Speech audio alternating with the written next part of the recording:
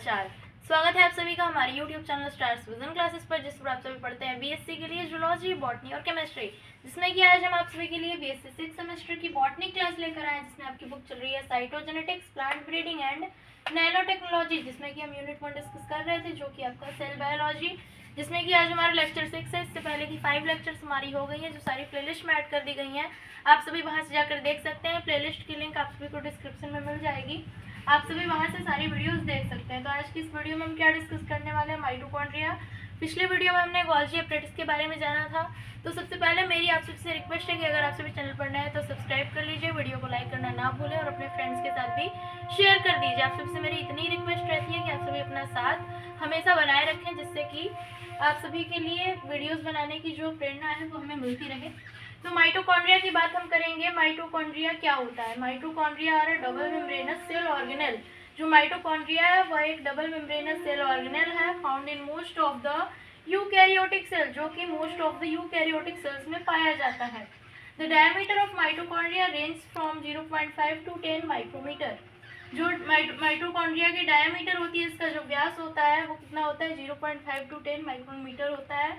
Mitochondria are also known as the power house of cells. जो mitochondria है वह power house of sales के नाम से भी जाना जाता है, because they generate most of the cells supply of ATP, जो कि मोस्ट ऑफ द सेल्स के एटीपी सप्लाई को जनरेट करता है, इसलिए हम power house of the cell भी कहते हैं माइटोकॉन्ड्रिया को।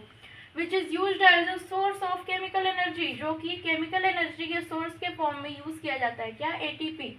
Hence the mitochondria are the chief source of energy in the cells. जो इस प्रकार से जो माइटोकॉन्ड्रिया है वह सेल्स में एनर्जी का चीफ सोर्स है। इसके बाद हम माइटोकॉन्ड्रिया के स्ट्रक्चर के बारे में जानेंगे। पैलाडे 1953, जो पैलाडे साइंटिस्ट थे, उन्होंने 1953 में डिस्क्राइब किया था माइटोकॉन्ड्रिया की अल्ट्रा स्ट्रक्चर को। Mitochondria are double membranous cell organelles. Mitochondria जो है वो डबल मेम्ब्रेनस सेल ऑर्गेनेल्स होते हैं, हैविंग द फॉलोइंग पार्ट्स, जिसमें कि फॉलोइंग पार्ट्स होते हैं। कौन कौन से? Outer membrane, inner membrane, mitochondrial matrix and oxysomes. तो इसके बारे में हम ये सारे पॉइंट्स जो हैं इसके स्ट्रक्चर के, इसके बारे में हम जानते हैं कि क्या होता है। माइटोकॉन्ड्रिया के स्ट्रक्चर में सबसे पहले हम जानेंगे आउटर मेम्ब्रेन के बारे में। आउटर मेम्ब्रेन कैसी होती है? This membrane contains transport proteins which help in transporting ions and atoms across the organelle. यानी कि जो ये मेम्ब्रेन होती है इस पर ट्रांसपोर्ट प्रोटीन्स प्रेजेंट होते हैं, which helps in transporting ions and atoms across the organelle, जो कि हेल्प करती है आयंस एंड एटम्स के ट्रांसपोर्टेशन में ऑर्गेनेल के दोनों ओर। यानी कि यह जो आयंस और एटम्स होता है या तो ऑर्गेनेल के अंदर जाते हैं या फिर बाहर जाते हैं, तो उसको या इस ट्रांसपोर्ट प्रोटीन्स क्या करते हैं? हेल्प करते हैं ट्रांसपोर्टिंग में। ये जो ट्रांसपोर्ट प्रोटीन्स होते हैं वो कहाँ प्रेजेंट होते हैं? आउटर मेम्ब्रेन पर प्रेजेंट होते हैं माइटोकॉन्ड्रिया के। इसके बाद हम इनर मेम्ब्रेन की बात करेंगे। This membrane give rise to several invaginations called Christie.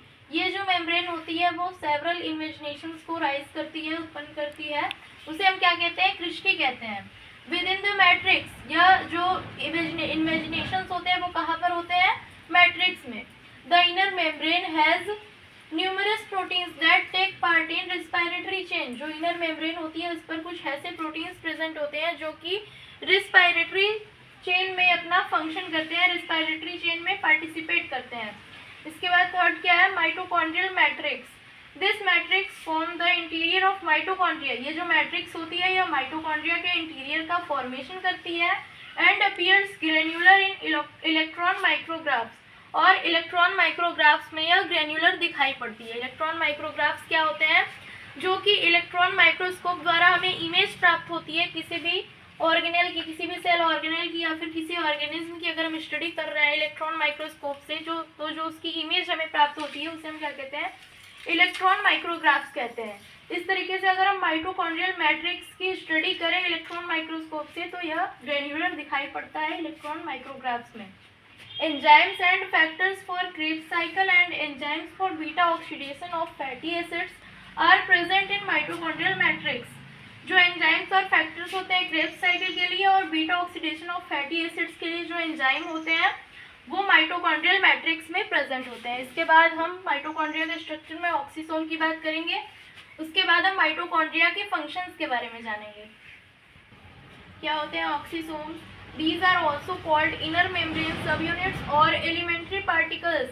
इन्हें हम क्या कहते हैं? inner membrane subunits या फिर elementary particles भी कह सकते हैं.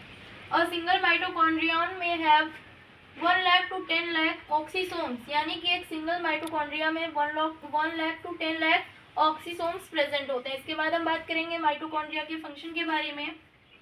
It facilitate aerobic respiration to create energy for the cell function. या एरोबिक रेस्पिरेशन को फैसिलिटेट करता है सेल फंक्शन के लिए, एनर्जी क्रिएट करने के लिए.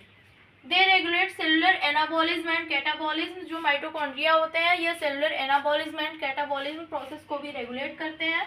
दे सिंथेसाइज स्टेरॉइड्स, या स्टेरॉइड्स का सिंथेसिस भी करते हैं. They perform cellular signalling and regulates cellular proliferation, या सेलुलर सिग्नलिंग को परफॉर्म करते हैं और सेलुलर प्रोलिफेरेशन जो प्रोसेस होता है उसको रेगुलेट करते हैं.